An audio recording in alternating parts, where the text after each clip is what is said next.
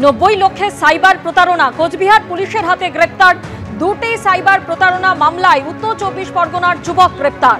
বিভিন্ন বীমা সংস্থার নাম করে 90 লক্ষ টাকার প্রতারণার অভিযোগ। 2022-2024-এ লক্ষ লক্ষ টাকার সাইবার প্রতারণার অভিযোগে মামলা। জোড়া প্রতারণার মামলায় সঞ্জয় কুমার ধর নামে এক যুবক গ্রেপ্তার। ধৃতের অ্যাকাউন্টে মিলেছে 3 কোটিরও বেশি। দাবি পুলিশ সূত্রে 1 কোটি 30 লক্ষ টাকা পাইয়ে দেবার নাম করে টাকা আদায়ের অভিযোগ। লক্ষ লক্ষ টাকার সাইবার প্রতারণা। উত্তর 24 পরগনার মোহনপুর থেকে গ্রেপ্তার করা হয়েছে ওই যুবককে।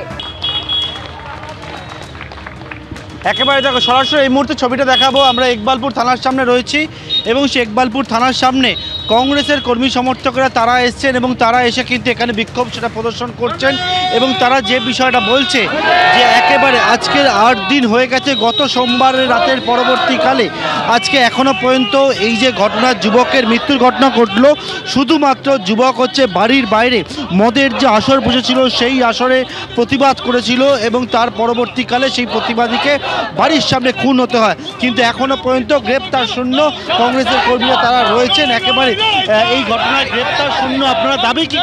এখানে আকিব গুলজার আছে, প্রদীপ প্রসাদ রয়েছেন, আমরা সবাই আছি কংগ্রেসের পক্ষ থেকে। দাবি একটাই, আর কতদিন এই ক্রিমিনালদের আর ধরতে পারবেন না সেটা পুলিশ লিখিত দিন আমাদের। 7 দিন পার হয়ে গেছে, ড্রাগসের চক্র চলছে চারিদিকে, ক্রিমিনালরা খুন করে চলে যাচ্ছে, তাদেরকে ধরতে পারছেন না। পুলিশ প্রশাসন কোথায়? থানা না ব্যাংকোয়েট, বুঝতে অসুবিধা হচ্ছে। দক্ষিণ কলকাতায় সমাজ বিরোধীর আখড়া হয়ে গেছে।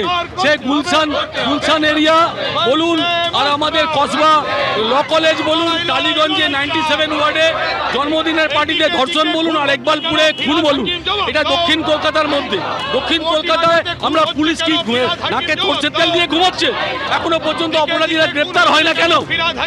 পরপর কয়েকটি ঘটনা এবং সেই ঘটনার পরিপ্রেক্ষিতে একেবারে সেই ঘটনা তো রয়েছে, অন্যদিকে একেবারে যে ইকবালপুরে যে খুনের ঘটনাটি ঘটে সেই খুনের ঘটনার পরিপ্রেক্ষিতে কিন্তু একেবারে ইকবালপুর থানার সামনে দেখতে পাচ্ছ কংগ্রেস কর্মীরা তারা বিক্ষোভ দেখাচ্ছে। অন্যদিকে পুলিশের ইকবালপুর থানার সামনে কংগ্রেসের বিক্ষোভ এবং স্পষ্ট অভিযোগ তারা তুলছেন যে হাত গুটিয়ে বসে রয়েছে পুলিশ। পুলিশের একটা অংশের সঙ্গে দুষ্কৃতীদের যোগসাজশের আঁতাতের অভিযোগ পর্যন্ত স্থানীয় বাসিন্দারা করছেন। কোনো ওদের লিঙ্ক আছে, লিঙ্ক না থাকলে বিহার থেকে এসে কি করে খুন করে চলে যাবে, এই জিনিসটা সবসময় মনে রাখতে হবে, ঠিক আছে? তো আমাদের পাড়ার, আমাদের ছেলে, আমাদের এখানকারও কিছু কারাপ্টেড লোক আছে যারা ওদেরকে মানে ধরুন শরণ দিচ্ছে, তাই জন্যে তো বিহার থেকে আসছে। তো ফার্স্ট অফ অল যে ওকে নিয়ে আসছে ওকে ধরতে হবে। পুলিশ তো সবই জানে, পুলিশ কি জানে না? ধরুন পুলিশে আমাদের যা এলাকায় পুলিশ আছে ও তো পুরো সারা রাত ওদের ঘুরে বেড়াচ্ছে, ওদের ডিউটি আছে। তাহলে ও জানে না কোথায় বিক্রি মানে পাত্তা বিক্রি হচ্ছে, কোথায় হ্যাকিং হচ্ছে, কোথায় ক্রিমিনাল অ্যাক্টিভিটি হচ্ছে, সব জানে তো।